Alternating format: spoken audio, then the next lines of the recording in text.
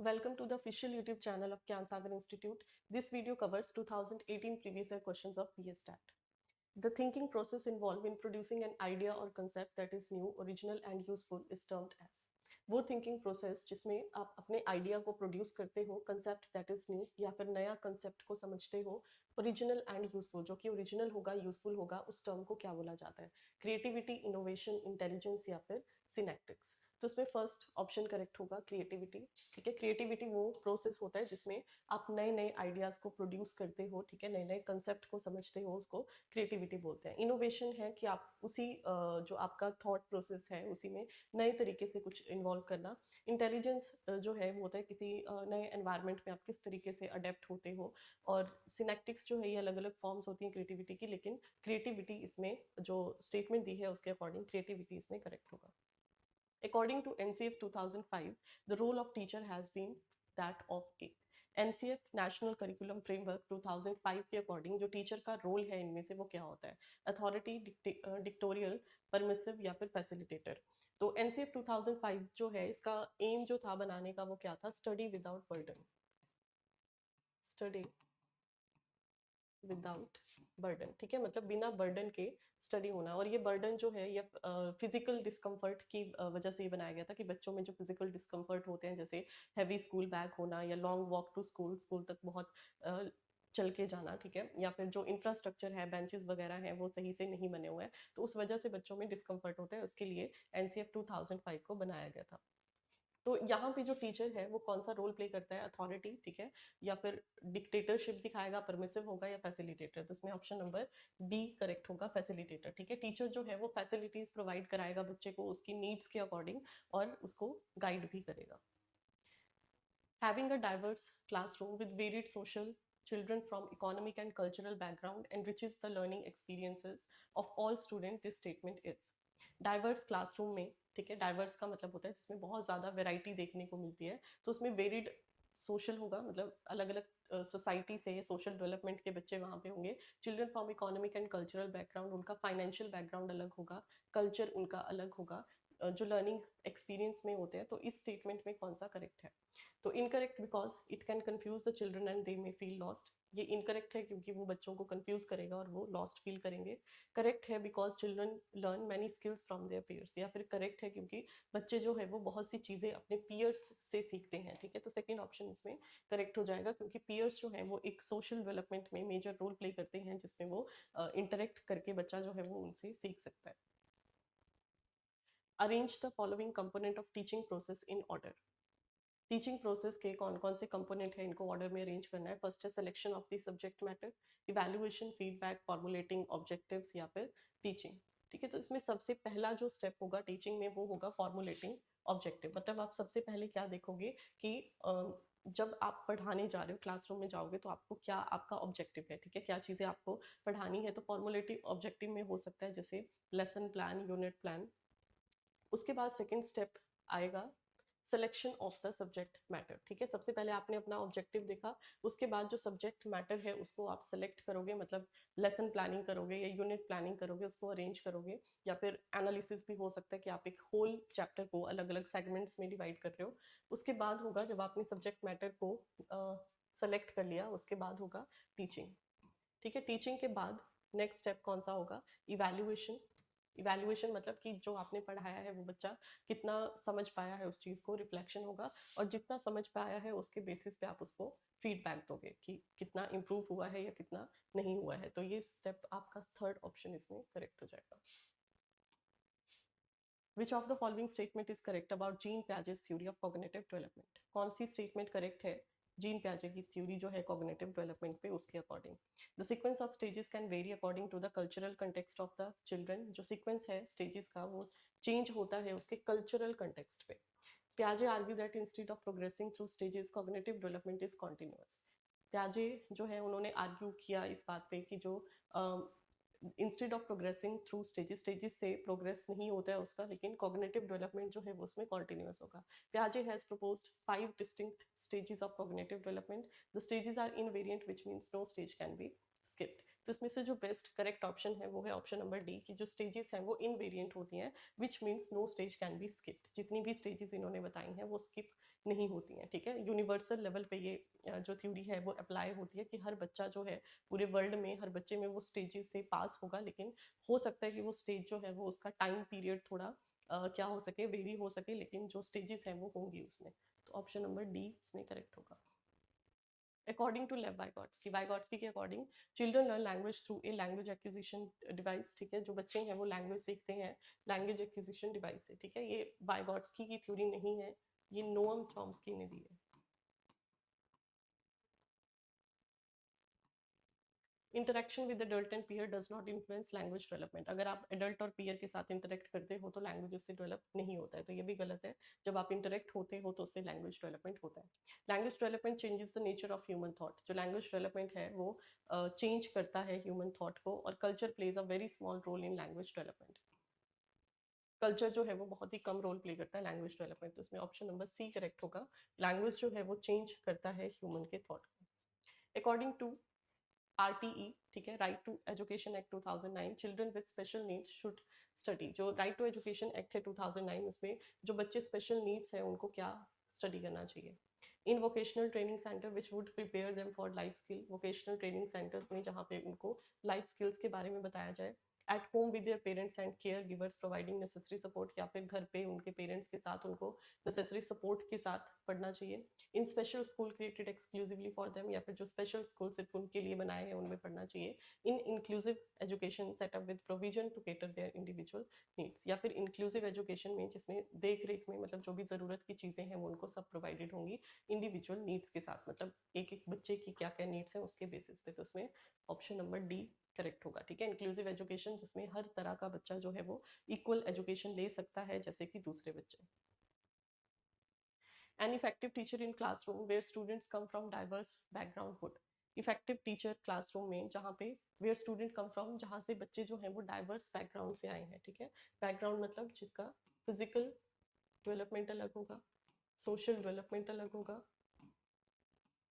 Cultural background अलग होगा, economic background अलग होगा, ठीक है। तो वो है कि वो अलग अलग बैकग्राउंड से आए हैं। तो create group of student with those from the same economic background put together. जिन बच्चों का इकोनॉमिक ग्रुप सेम है आप उनको एक साथ क्या कर दोगे, ग्रुप कर दोगे। Push student from deprive background to work hard so that they can match up their peers, ठीक है। जो डेप्राइव बैकग्राउंड से है मतलब डिसएडवेंटेजेस बैकग्राउंड से, उनको वर्क हार्ड वर्क के लिए आप बोलोगे ताकि वो दूसरे बच्चों को मैच कर सके।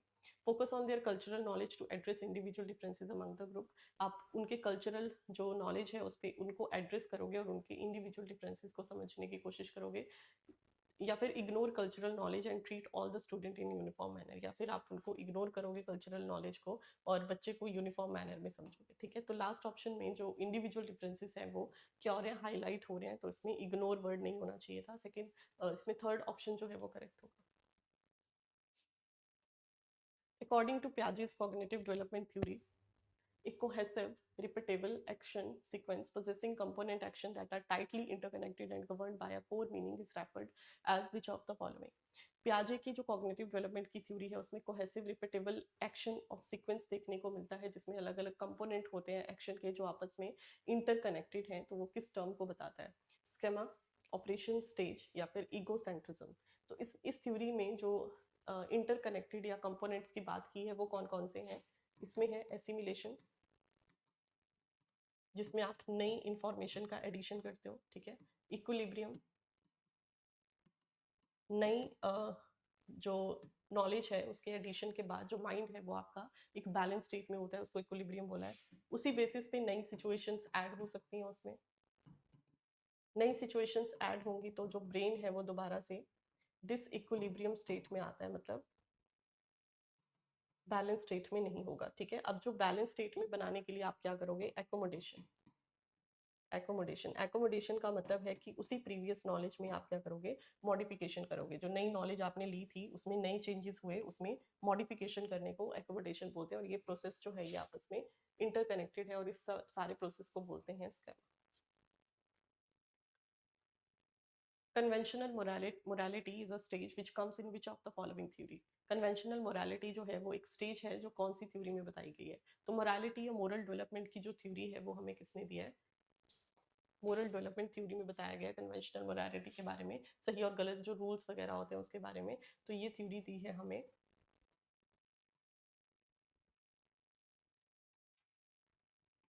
कोलबर्ग ने।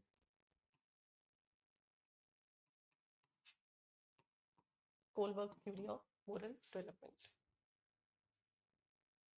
Which theory is based on the principle that learner construct new ideas or concept based upon existing knowledge? कौन सी थ्योरी जो है वो बेस्ड है प्रिंसिपल पे जिसमें लर्नर जो है वो कंस्ट्रक्ट कर सकते हैं नए आइडियाज और कंसेप्ट को अपनी पुरानी नॉलेज के बेसिस पे।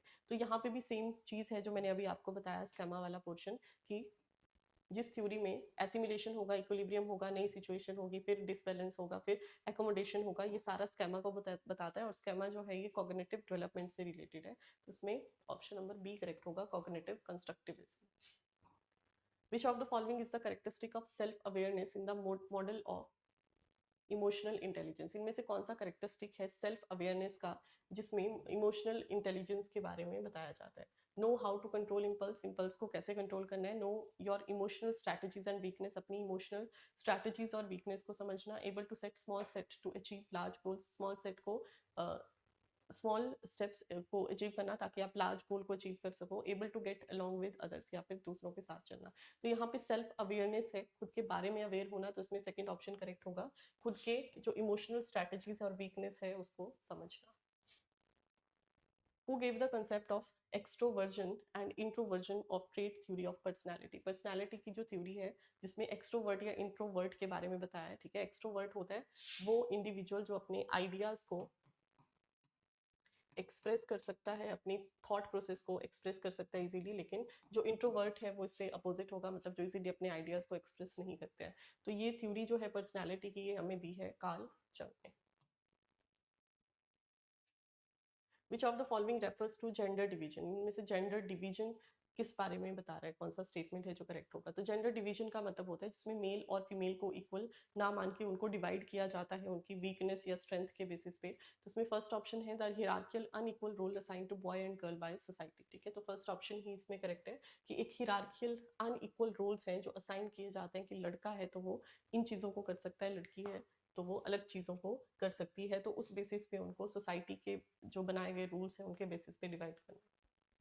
Recall type test and recognition type test are types of. जो रिकॉल या चीज़ों को आप रिमाइंड करते हो, रिकॉग्नाइज करते हो, पहचानते हो, तो वो कौन से टेस्ट को बताता है?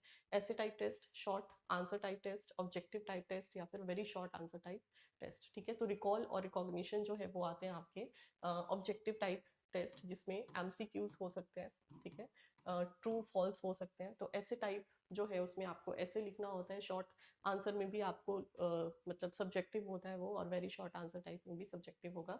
लेकिन ये वाला जो है आपका ऑब्जेक्टिव टाइप टेस्ट को बता रहा है।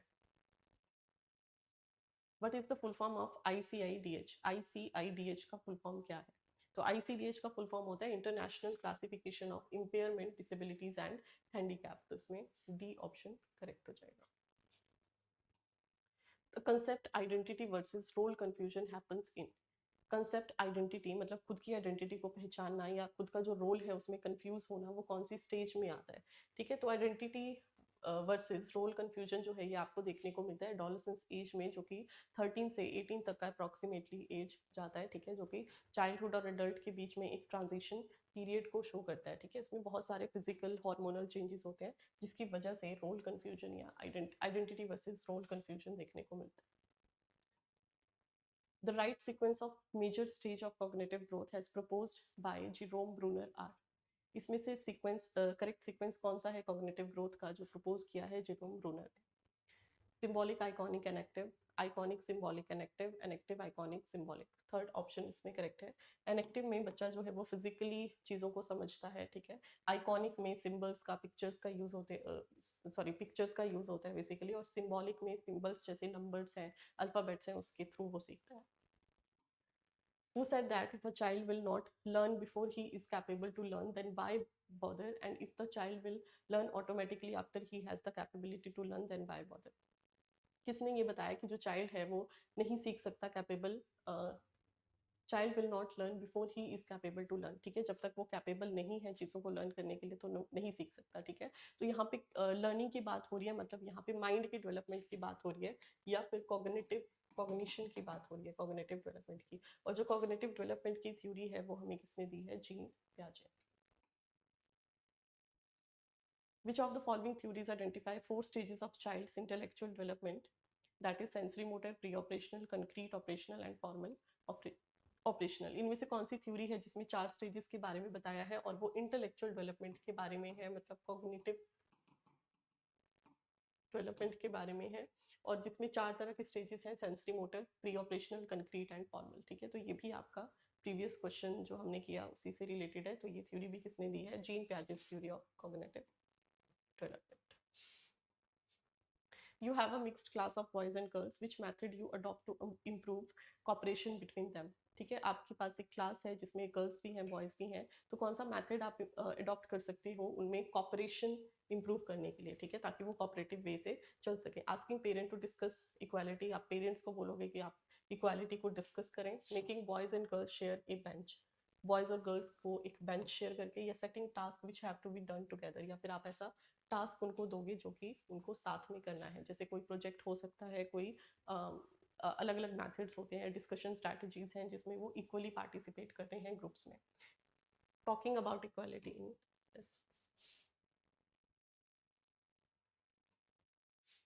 Which makes an adolescent revolt against authority?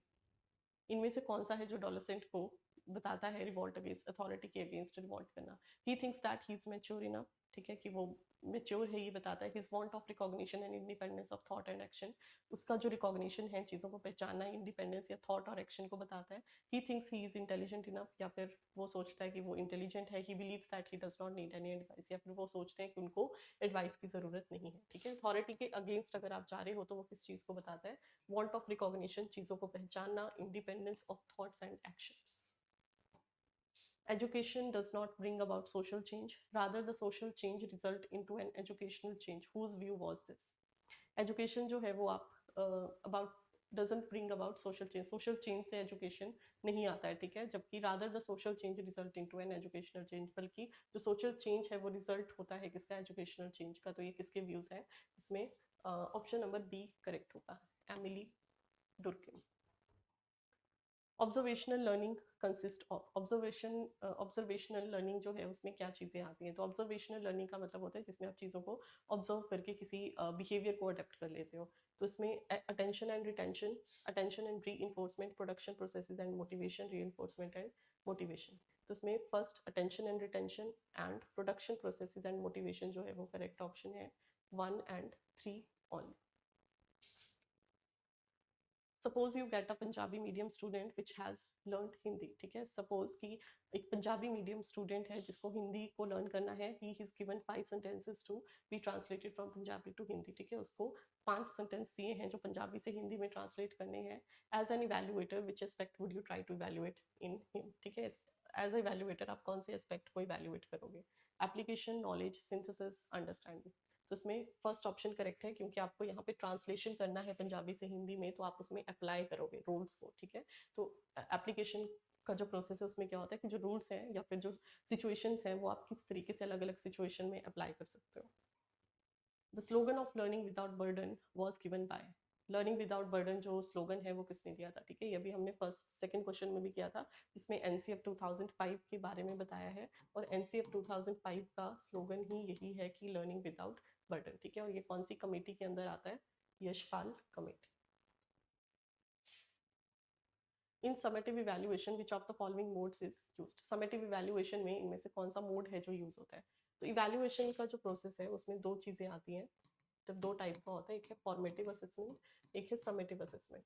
Formative assessment में जो आपका फाइनल एग्जाम से पहले वाला जितना भी प्रोसेस है वो सारा आता है, जैसे unit test, class test, mid term, या फिर जो टीचिंग लर्निंग का प्रोसेस है वो सारा। और समेटिव में आपका आएगा फाइनल एग्जाम्स, ठीक है, जिसके बेसिस पे आप जजमेंट दे सकते हो। तो समेटिव में assignment, group work, classroom discussion, ये तीनों ही आपके फॉर्मेटिव असेसमेंट है, लेकिन जो एनुअल एग्जामिनेशन है ये समेटिव इवैल्यूएशन को बता रहा है। विच of the following is the most appropriate form of assessing the affective domain of the student, इनमें से कौन सा सबसे अप्रोप्रिएट असेसिंग मेथड है अफेक्टिव डोमेन को जो बता रहा है स्टूडेंट में। तो अफेक्टिव डोमेन्स जो होते हैं उसमें आप बच्चे की जो एटीट्यूड्स हैं, बच्चे का जो एटीट्यूड है, इमोशंस हैं, उसको समझने में हेल्प करता है। तो इसमें इंटरव्यू, ऑब्जर्वेशन, क्वेश्चन या फिर रिटन टेस्ट। तो इसमें सेकेंड ऑप्शन करेक्ट होगा, observation. Pranav seems to be overloaded with energy. He bounces on his seat and frequently interrupt other. Pranav जो है वो ओवरलोडेड है, मतलब बहुत ज़्यादा एनर्जेटिक है। ही बाउंसेस ऑन हिज सीट, अपनी सीट पे वो बाउंस कर रहा है, फ्रिक्वेंटली इंटरप्ट अदर्स, दूसरों को इंटरप्ट कर रहा है। It is difficult for him to focus and listen to his teacher, ठीक है, उसके लिए डिफिकल्ट है कि वो दूसरे को, मतलब टीचर को पे फोकस कर सके कि वो क्या बोल रहा है या फिर टीचर की बात को सुन सके। He is more likely to be belong to which of the following category, तो वो कौन सी कैटेगरी में आता है? Emotionally disturb child, attention deficit hyper activity disorder, attention spectrum disorder या फिर डिस्प्रेक्सिया। तो जहाँ पे जिस बच्चे में आपको ज़्यादा ही एक्साइटमेंट है या अटेंशन के इश्यूज होते हैं, मतलब वो अटेंटिव होकर ज़्यादा देर तक नहीं बैठ सकता है या बच्चे किसी टीचर की बात को नहीं सुन सकता है, तो उनमें जो डिसऑर्डर है वो होता है ADHD। ZPD stand for, ZPD की फुल फॉर्म क्या है? ठीक है, ZPD जो है ये वाइगॉट्स्की की थ्योरी में हम पढ़ते हैं, ठीक है। जो एक जोन होता है जिसमें बच्चा जो है वो खुद से कितनी चीज़ों को कर पाता है, ठीक है, बिना किसी की हेल्प के, उसको बोलते हैं zone of proximal development, zone of proximal development, ठीक है। फर्स्ट इस सॉरी सेकंड ऑप्शन इसमें करेक्ट हो जाएगा। Thanks for watching.